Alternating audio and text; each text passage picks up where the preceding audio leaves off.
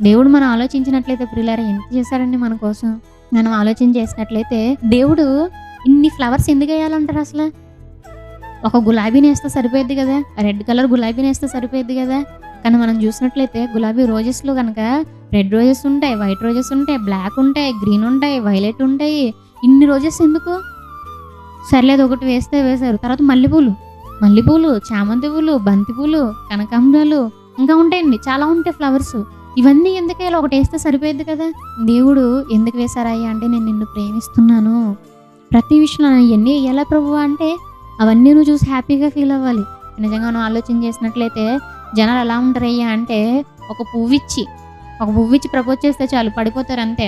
కానీ పిల్లరా దేవుడిచ్చింది ఒక పువ్వు కాదు, దేవుడిచ్చింది పువ్వు కాదు కానీ పూల తోటలని ఇచ్చాడు ఆయన.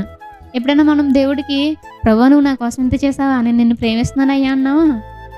అనలేదండి. కానీ అనాలి ప్రియులారా.